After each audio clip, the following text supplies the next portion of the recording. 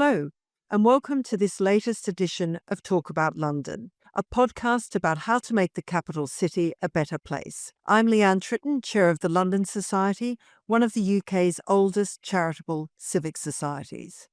And I'm Dave Hill, publisher and editor of the journalism website onlondon.co.uk. So our guest today is Tim Reeve, who is the Deputy Director and Chief Operating Officer of the Victoria and Albert Museum. In that role, Tim has driven some extraordinary changes in the V&A's reach and vision, a mainstay of South Kensington's famous museum hub since the 19th century. The V&A describes itself these days as, quote, a family of museums dedicated to the power of creativity. It's got branches in Dundee and Stoke as well as other parts of London. And next month, the V&A East Museum will open on the Olympic Park, forming part of the new East Bank Cultural and Education Cluster at Stratford. This will follow last May's unveiling of V&A East Storehouse, the innovative new home of the V&A's Reserve Collection on a different part of the Olympic Park at Hackney Wick. So Tim, welcome. Would you start by telling us a bit more about the V&A East Museum? What sorts of things will people be able to see there? Sure. Well, good morning, and thanks for having me. So, the V&A East Museum, ironically, the V&A East Museum is where the journey for the V&A and the Olympic Park started. I mean, as you said, Storehouse opened nearly a year ago, but actually 2 years before the Storehouse was even a thing, we were thinking about the V&A East Museum on the Stratford side of the parks. I mean, if you were to try and think about what the theme of V&A East Museum is, it's really around the story of making, around why humans have this instinct and this need to make and to craft. So really the sort of centre, the core of the V&A East Museum and the two permanent galleries are really dedicated to that story and telling it through obviously V&A collections, new acquisitions, but also with a particular lens of East London creativity, East London's making, history and heritage. It's the perfect location to tell a story about making. And I mean, in fact, you may know, and your listeners may know, like the exact precise location of the V&A East Museum building and East Bank has a rich legacy of making and of light industrial right up until just after the Second World War. So we couldn't be in a better place really to be foregrounding that story. Yes, it's like a continuation of a long history going right back to when the Lower Lee Valley was considered a sort of a corridor of innovation in terms of industry and all the rest of it. But I think the official opening date is the 18th of April. Is that correct? Correct. Saturday, the 18th of April. So when I turn up on the 18th of April with amid a vast army of excited people, what am I going to be able to see there? So you'll have a choice of two entrances. If you go over the waterfront, into the waterfront entrance, the first thing you'll see is you'll be met by this incredibly dramatic and impactful new sculpture by Thomas J. Price called A Place Beyond, sitting on Waterfront Square. That's the first object you'll see and a really powerful symbol of what V&A East Museum is about. You walk through... Bussing in because I went to the Olympic Park and I walked past the East Bank complex on my way to my appointment there. This was only last week, and I read about this statue. It is a remarkable thing. Can you just elaborate a little bit on the story there? What the statue represents and so on. So the story, it's that the V&A's director Gus Casely Hayford approached Thomas J. Price, and they were talking about how he might be involved in the Olympic Park. And Thomas really liked the idea of V&A East being particularly targeted at a very specific audience. I mean, V&A East is for everyone, of course, but really our focus is on young people who are making their in East London. So we were looking for ways of really making that real and physical as a sort of real statement, real symbol of what V&A East is about. And Thomas really liked that idea. Conversations kind of happened, and he came up with this idea of this young woman, mobile phone in hand, glancing across the Olympic Park. And A Place Beyond is I think is a really nice title for the piece. It gives, I don't know whether it was deliberate or not, but a sort of sense. I mean, I feel this. I don't know whether you feel it too. That in East London, it's quite a liminal part of the city. You feel like you are somehow on the periphery or on the edge of of something. And this idea of her gazing off into the sort of middle distance with that title, it kind of speaks, I think, to huge opportunity in East London, kind of movement, demographics and change. But overall, I think a really sort of positive kind of statement. We also have this sort of counterpoint. We acquired this incredible piece by Kehinde Wiley some years ago, specifically to be in the V&A East Museum. And this is this portrait of Melissa Thompson, which is the first object you see as you go into the Why We Make galleries at V&A East Museum. So we've got these very powerful East London symbols, about impact and empowerment and positivity and creativity in young people that you cannot miss as you go into the V&A East Museum building. Okay, and so we're imagining us walking in to this building designed by O'Donnell and Toomey. Yeah. So a Dublin-based. It's a very striking looking building. So when you go inside, what are your options going to be? What are you going to be? So option one, so imagine you've walked into the building, you've walked past its amazing new sculpture. The first option you have is to have something to eat in our incredible new restaurant, which is being run by Jaconi. So we're really excited about that. It's their first, they operate out of central London through one venue. This is their second venue. They've done so much work in and around East London communities and with the V&A East Youth Collective on the menu design and on pricing and affordability and so on. But it will be a really, really distinctive new kind of catering offer. We're really proud of it. I think they're going to be great. So first option is, do I want something to eat? Do I want to stop for a drink or not? Assuming that you decide you want to get on with the main sort of point of the visit, you'll pass a Fiesta Gates sculpture and you'll go up one of these incredible staircases that O'Donnell and Toomey have designed. The circulation spaces, I really kind of feel are one of the highlights of the building. Of course, people come and they want to see the content, they want to see the program, they want to see objects.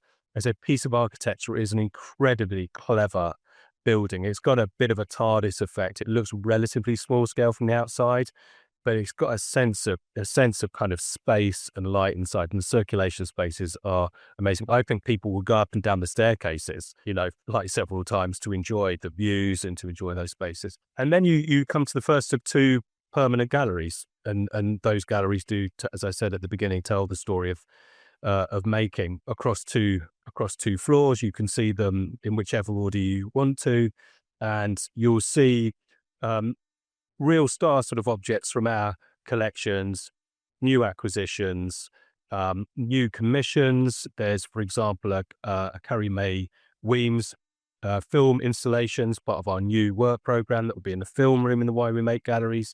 There's a Laura Wilson commission in the space outside the gallery. And then on top of those two galleries, if you imagine we've got 5 floors, you've got the cafe or restaurant, you've got the 2 Why We Make galleries, then you come to the main temporary exhibition space. That first exhibition is The Music is Black, a British story. And then you go up onto the final floor, the 5th floor, which is a sort of combination of an events and public program space with an amazing terrace where you get the most spectacular views. Okay. Well, you say so you've packed an awful lot of stuff into, as you say, well, what from the outside looks quite a small building because it's all fairly compact. And I do know from speaking to people who've been involved with it that the sort of getting the whole of those 4 institutions, 4 completely different kinds of buildings in a row as they were was quite complicated and difficult to do. You're making it sound very exciting, which is great. And you also alluded, I think, very helpfully to the sort of very specific mission that the V&A has always had. And I think we want to come on to that and speak about that more broadly a bit later on. But can we go back to something else that you mentioned earlier, which was the opening of the V&A East Storehouse, which I think was on the 31st of May last year. I do believe that I was there, and I may even have seen you. I think that may have happened. You were there. You were one of the first visitors, Dave. I was really very pleased that you made the effort. So how's it been going?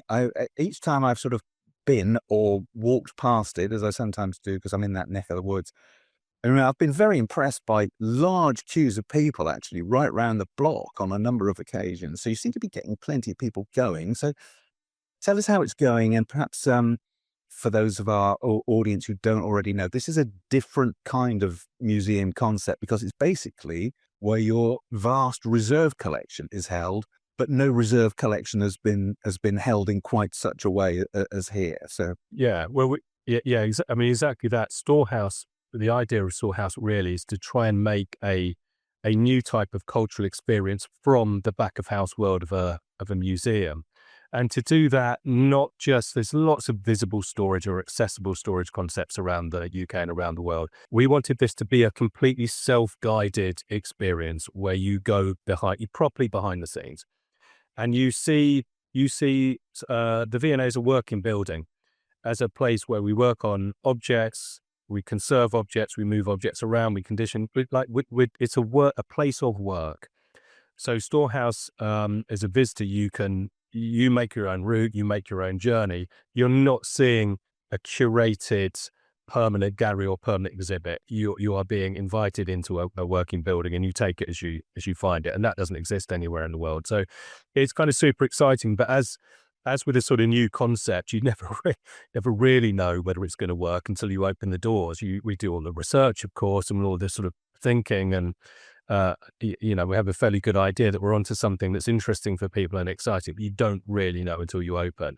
And honestly, I couldn't have written the script any better. It's really unlucky. I think we all feel very lucky at the V&A that it's been embraced by the public in the way it has. And it is, numbers aren't everything, but the volume of visitors is really important. This is not just a niche experience, that the general public at large are coming in very significant numbers. We're going to hit nearly 600,000 visits at Storehouse this year. And our budget for the year was about 200,000. So we're nearly sort of 3 times what we expected. People are coming back. They're telling their friends. They're using the Order and Object service. And just put that in context. Collection was at Blythe House. Okay, Blythe House was not designed for public access. We might get 2,000 to 3,000 visits to Blythe House. For a public collection, these are public collections. They are held by us in trust for the UK kind of public. 2,000 or 3,000 visits a year compared to now 600,000 people coming and getting to know their national collections, often for the first time, is off the scale for us. So the volume is incredibly important. But also, as I said, the V&A's museum we're in East London for a reason. We want to reconnect our mission with new audiences. Our mission is art and design for all. And that's sometimes, not always, but sometimes that's quite a difficult thing to pull off when you're in South Kensington. Yeah. It's a tourist destination and one of the most expensive parts of London. Actually, a very sort of powerful thing to do, to bring almost our entire reserve collection to East London, to a very creative, demographically complex, internationalist part of town where we know, and research tells us, people don't feel connected to their major national institutions. They feel somewhat skeptical about them. And I think we can all understand that. So for me, it's then looked like delving into who's coming. Nearly 50% of people coming are under the age of 34. Nearly 50% of people coming are from minority ethnic backgrounds. Well over 60% would consider themselves to be somehow connected with the creative industries. These are numbers that you just don't get in national museums. And I think it just demonstrates that if you are prepared to do new types of experiences in a new context, very carefully targeted at a particular audience segment that you feel has been underinvested in, you can make a success of it. So I think we all feel, we're sort of pinching ourselves. Honestly, it doesn't normally go this well, and it's not been perfect, but we are delivering what we set out to achieve for the people we set out to serve. Well, it sort of sounds very much as if it's in keeping with the big Olympic Park vision. You can sort of go back 20 years really to when that idea of what was called a regeneration games was spoken of, which would create a place that was accessible to lots of people. And I think it's very interesting that you went in without. I was going to ask you about this. You went into who's coming, and there's always been this sense for the Olympic Park that it's this sort of, I was told, I thought very revealing stories by people who've been involved in the development of the park at various levels over the years about how sort of persuading quite a lot of local people that this actually is for you. You know, you can sort of come in here and there's stuff you can do for free. It's not sort of off bounds because it's new and lovely and beautiful. So it sounds as if it's all going very well. I must ask you specifically about the David Bowie thing, because that was a sort of that's a special bit of it which opened a bit later. How's that one going? Yeah, it's going really well. I mean, the David Bowie Centre is a bit of a gift. Well, it's literally a gift, and it was gifted to the V&A actually towards the end of the construction of Storehouse. So it was not designed in. We had to find a home for it, as it were, quite late in the day. But it's the metaphorical gift is it's given us the opportunity to open up the idea of an archive to the general public. I still think in most people, and I kind of even feel this a bit myself, in most people's view or perception of an archive is it's quite dry, it's quite dusty, it's about books, and it's quite boring. And the David Bowie, the gift of the David Bowie archive has enabled us to present an archive in a very different new way. And to re-unpack what an archive is and what an archive can be, not just for a new audience, actually, but for a museum-going audience. So David Bowie Centre, has been designed, it's not the entire archive in there, of course, but it's to try and give a sense of what is in his archive. And of course, it being David Bowie, it's a bit of everything. So there's a part of it, as you know, which is a sort of display. Imagine the sort of highlights of the David Bowie archive, and then there's a second section which has got sort of topic boxes, and people can get stuff out and browse kind of facsimile material, whether it's song lyrics or till receipts or whatever it might be from the sort of paper archive side of things. And then the third bit is a proper study centre, because like most archives, it's there to be mined and there to be researched and for people to come up with a new story about Bowie. Okay. So before I hand over to Leanne, because I've been going on for quite long enough, just give me very briefly, who's turning up to see the David Bowie thing? Is it all sort of old folks like me, or is there a younger audience that, one who actually has original vinyl David Bowie records in his vinyl basement, Yeah. But is it a range of age groups? It is a range of age. I mean, firstly, yes, of course, like David Bowie fans sniff out new David Bowie stuff and they find their way to it pretty efficiently. So yes, but also the Storehouse audience are going to the David Bowie Centre. People are wandering in it, and it's one of the great things about being where we are, is we know David Bowie, of course, and lots of people know David Bowie. He's a sort of global icon. But there is an audience in East London, and we know this from our work with audiences, communities, with the V&A's Youth Collective, who are sort of, okay, who is this guy? He's not really part of my world. So the idea of introducing him to a new generation is really exciting. But also take away whether you are or not a David Bowie fan, it's still an amazing route into what an archive is and how archives are kind of used and deployed. So I would say, like, we're on a journey. Majority of our visitors to David Bowie Centre look a bit like you, Dave.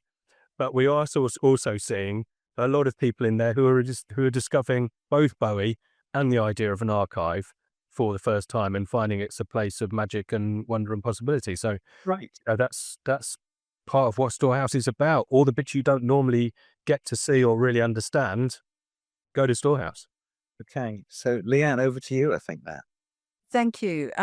So this is a question almost for both of you, because just listening to you both talk about the Olympic Park and, the development of Storehouse and V&A East and the other cultural institutions. I was trying to rack my brain and think of when was the moment that the master plan included the cultural quarter, because I think this has relevance to the new towns that are coming forward for London now. And I mean, this whole subject, I mean, if you look at V&A, South Kensington, the importance of cultural institutions in terms of London are just so vital. And of course, we look at South Ken and just go, it just exists. But of course, someone had to decide that it's going there in the first place. It was once fresh. So I guess my question is, for the learnings from the Olympic Park, when would you say to the new towns of Enfield and Thamesmead, when should they be looking at a cultural quarter in these new towns? Ooh. Are you going first, Dave, or am I? So I guess to make it helpful, when was the moment that the cultural quarter was added to the master plan, or was it in the original master plan? Well, I mean, Dave's like the sort of authority on the development of the park, but from for us with the V&A, my understanding of it is that it came afterwards, after the Olympics. It was not designed in. Obviously, the idea of legacy was there, but the idea of a cultural quarter or culture and education at the heart of the legacy development came afterwards. And we were approached for the sort of facts or the detail. We were approached during 2013 by the then Mayor of London, asking if we would be the founding cultural partner of a new constellation, what he called a new Albertopolis for the digital age. And UCL was approached at the same time to be the anchor education partner. Now, so as far as I know, but Dave, as I say, is the authority, that's when the idea came forward that this can't just be built out as a park full of commercial and residential developments. It needs to have a core. Yes, well, to my shame, I can't immediately recall specific dates, but I do believe that it was almost around the time of the games themselves that people began to start thinking much more about legacy and what should be built on the park land. And the waterfront area where V&A East Museum is was had previously been earmarked for housing, as had the space where UCL is.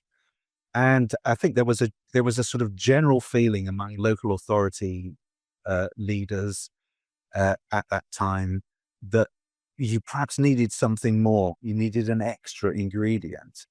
And the mayor at that time was Boris Johnson. And of course, he is a politician who has his critics. But if we were to look back at his time as Mayor of London and to say what is the single biggest good thing he did, probably putting his heft and backing behind this idea is a highlight of his time as mayor.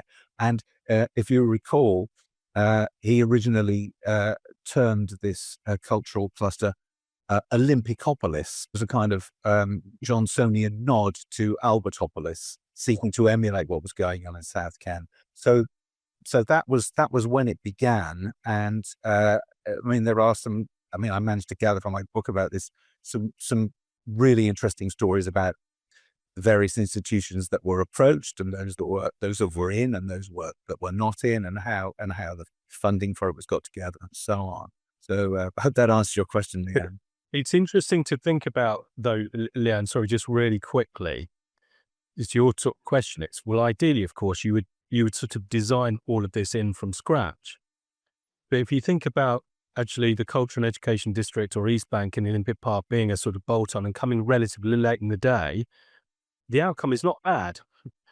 So The outcome, I think, is very good. And I think the timing as well, when you think about some of the big projects that we've done recently, 13 to 2026, I know it's 13 years, but actually in the grand scheme of things, that's almost going at lightning speed in comparison to some of our other projects. But I think, and I'm sorry, I didn't mean to divert you off the main topic, but just listening to you, I was thinking this is so important to London, and we should be, the New Towns Task Force who are looking after these new towns in Enfield and Thamesmead. They should be crawling all over you, Tim, to learn from you and the others to figure out what is relevant in those areas. And I think, you said something really important as well about programming and hitting the spot for the audience that you're going for. And I think that's what you've done so well at Storehouse. yeah, I don't think that everything in the Olympic Park is perfect, but I do feel it is a really special, and I think actually a unique place. I can't think of another Olympic Park or cultural district anywhere in the world that has got the blend of facilities and components that Olympic Park has got. If you think about it as a place of leisure, of sport, of culture, of education, of innovation, of retail and eating, it is an extraordinary place. And some of it will have been by design and some of it will have been maybe slightly accidental.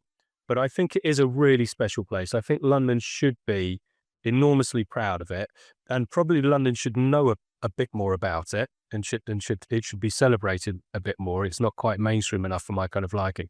And I do think, like the politicians, Dave's right to name check Boris Johnson and also Sadiq Khan, because there were plenty of moments when they could not have done this, and it would have probably have been easier and politically more straightforward to not have done it. But they chose to stick to it. And okay, the master plan was redrawn after Sadiq Khan came to office. But I don't think to the detriment of the overall ambition of the project at all. So to a lot of political will and commitment over, we're told that politicians think in very small, time gaps. Actually, you think, hold on, it's nearly 13 years since the V&A was approached. And throughout that time, City Hall has been absolutely relentlessly committed to the project. And it just goes to show what can be achieved with that sort of commitment and with the partners that we've got in the park. I think the Olympic Park is a wonderful place, a really extraordinary place. Yeah, I completely agree. I think I think they've done an amazing job, as have you, and just to the wider topic of culture in London. And I was introduced last week to a term called London Maxing. This is a trending on X, and I rang one of the people who's behind London Maxing, and he explained to me that it's very much about young people getting out and utilizing everything to do with London, wandering around and rather than being in your bedroom, like we are at the moment on Teams, but really making sure that you're making the most out of this incredible city. And that for me was a real turning point to understand that there is a younger generation who are very up for all of this. And free museums. I can remember when I first came to London, it was just such an amazing thing to be able to go and lose yourself in a free museum. So I guess a broader question again, how important are our cultural institutions to London Maxing and the international brand of London as well? I mean, like, it's incredibly important. And, we're part of the experience economy, museums, which we know that, younger people see the world through that kind of lens. They are not, one of the things Storehouse has taught us is that young people are perfectly capable of digesting culture and experiencing experiences that are not through a digital lens. But you just have to think harder and a bit more creatively about what a cultural experience can be in nearly the middle of the 21st century for a younger demographic who instinctively see the world digital kind of first. So it's incredibly important. I think, and I've got a couple of young boys in the sort of right age range for this, who are really starting to appreciate now that they are very lucky to live in London or near London.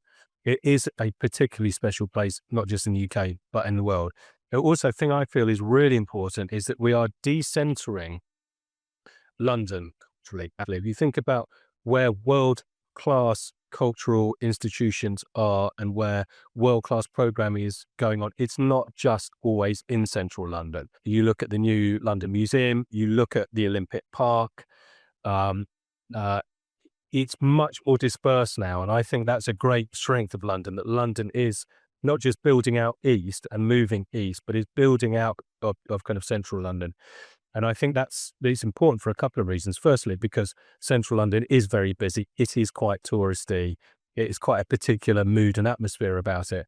And I think to have things, and it's quite expensive for people to get right into central London and then right back out to zones 4, 5, 6 or whatever. But it's important because London is a big place, and we know that, and we've learned over the last decade or so as an institution that different parts of London feel very different. East London is a very particular place.